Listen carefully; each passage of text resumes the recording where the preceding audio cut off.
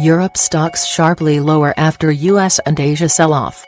European stocks were sharply down in early trade after concerns about a trade war and higher US bond yields stoked global investor concerns. In London, the FTSE 100 index of leading UK shares opened down 1.6% at 7,030. Markets in Asia had plunged to a 19-month low after US shares suffered their worst losses in 8 months. The global sell-off came as IMF head Christine Lagarde said stock market valuations have been extremely high. In Paris, the CAC 40 share index was down 1.2% at 5,124 points, while in Frankfurt the DAX index fell 0.9%.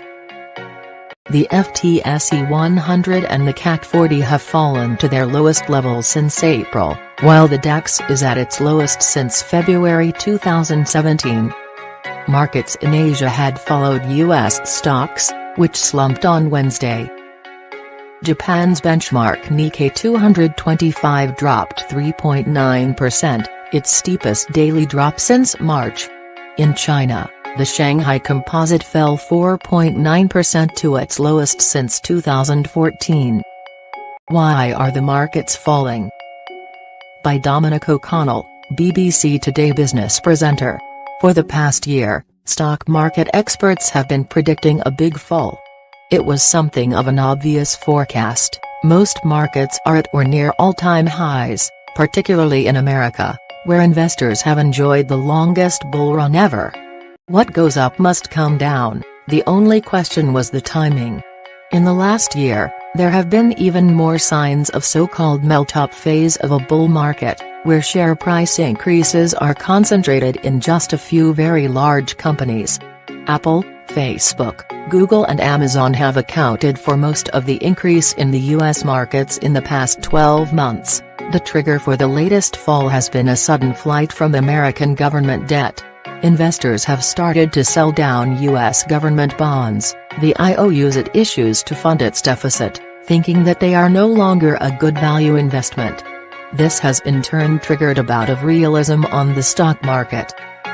Worries about a trade war have added to this new mood of caution, and it is worth noting that yesterday several big US companies warned that tariffs on Chinese imports were starting to hurt their business. One oddity of this particular market drop, traditional safe havens, like gold and, perversely, US government debt, have hardly moved in price.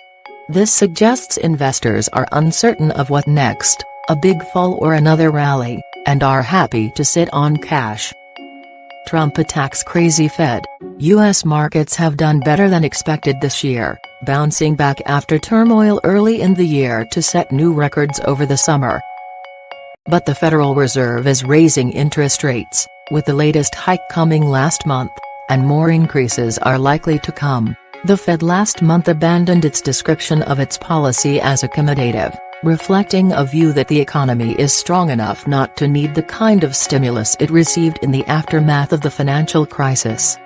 The prospect of dwindling U.S. stimulus has been compounded by a trade war between the world's two largest economies, which the IMF has warned could harm growth.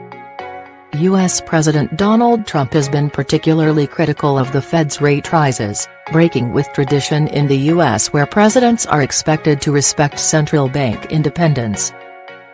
"The Fed is making a mistake," he told reporters on Wednesday. "I think the Fed has gone crazy.